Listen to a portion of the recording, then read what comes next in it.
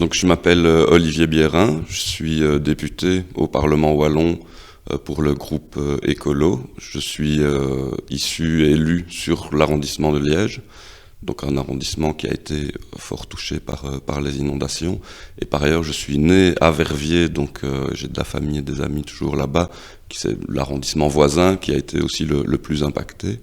L'ampleur du phénomène qui était inédit et auquel personne ne s'attendait avec une telle intensité et aussi rapidement, on savait de manière générale que les phénomènes plus extrêmes allaient se multiplier avec le changement climatique, mais voilà, je pense que personne n'avait prévu que ça puisse arriver aussi fort et aussi vite.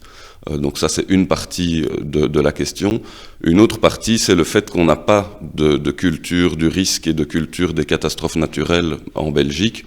On avait été relativement épargné par ce type de phénomène jusqu'ici, contrairement à des pays comme les États-Unis, voire même l'Italie ou certaines régions françaises où il y a parfois des phénomènes naturels un peu plus extrêmes comme ceux-là, un peu plus risqués, un peu plus d'une plus grosse ampleur. Voilà, on a constaté qu'on n'avait pas cette culture-là. Certains nous ont déjà dit que les plans d'aléas d'inondation, donc ce qu'on estimait comme zones qui pouvaient être impactées avec des inondations, avec un taux de retour de 5, 10, 20, 50, voire 100 ans, vont devoir être revues parce que, vu ce qui s'est passé ici, elles sont manifestement obsolètes. Donc ça c'est un exemple parmi d'autres, mais je pense qu'à tous les niveaux, au niveau de l'Institut de météorologie par exemple, il va aussi falloir revoir les procédures parce que ils étaient jusqu'ici, dans les règles qu'ils devaient respecter, il y avait un délai de 12 heures maximum pour pouvoir faire ce qu'ils appelaient une alerte rouge, donc l'alerte de plus grande intensité, pour être sûr de ne pas faire de fausses alertes, de ne pas risquer d'alerter les gens sans nécessité. Il y avait cette règle-là parce qu'il y avait certaines incertitudes sur les modèles météo aussi depuis de nombreuses années. Et ici, voilà, on se dit qu'à l'avenir, pour éviter ce type de catastrophe, ou en tout cas minimiser les dégâts, et en particulier les dégâts humains, parce qu'il y a quand même eu plusieurs dizaines de décès malheureusement, et donc pour essayer de minimiser les dégâts, il faut pouvoir alerter beaucoup plus en amont, donc au moins avec 24 ou 48 heures de délai, parce qu'on n'évacue pas plusieurs milliers de personnes en 12 heures, on sait que c'est, surtout si ça se passe pendant la nuit par exemple, enfin voilà, il y a besoin quand même de mettre en place les choses avec un tout petit peu plus de recul.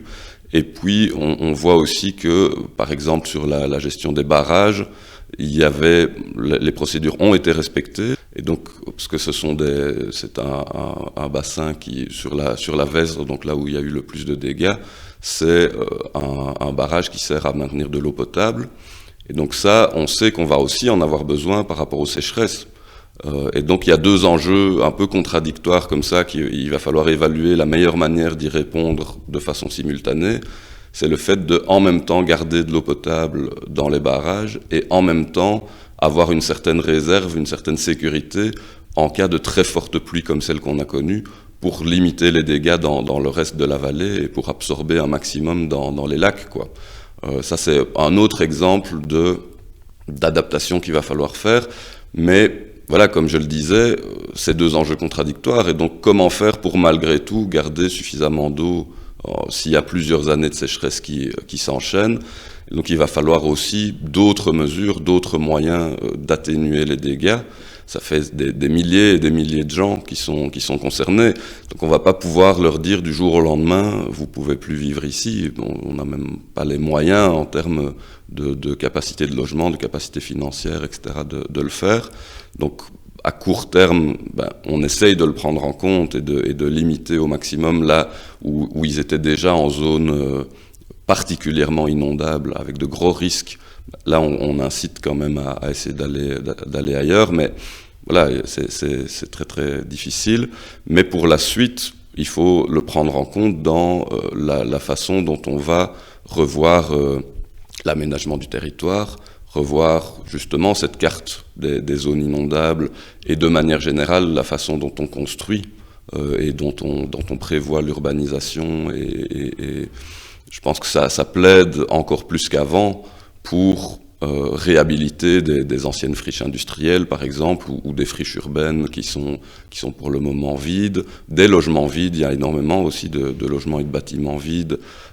Et je pense que le pouvoir politique avait mis en place quelques mesures par rapport à ça et quelques incitants, mais il faut maintenant, je pense, passer à la vitesse supérieure pour réoccuper ce type de logement dans les villes et ne plus bétonner la campagne avec toutes les conséquences que ça a, notamment en cas d'inondation, mais aussi de manière générale, par rapport à la biodiversité, par rapport à l'accès à l'agriculture et ce genre de choses.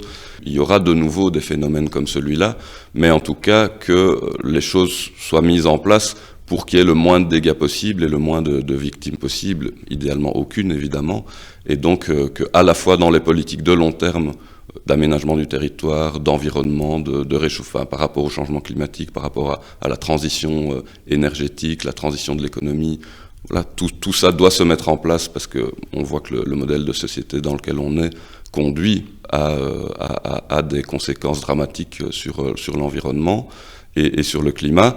Donc ça, je pense qu'il y a ce volet-là. Et puis, il y a un volet plus concret, plus lié aux procédures de gestion de crise en elles-mêmes, où on doit revoir nos mécanismes pour être beaucoup plus réactifs, beaucoup plus efficaces par rapport à ce type de situation et anticiper notamment une évacuation, par exemple, si elle est nécessaire.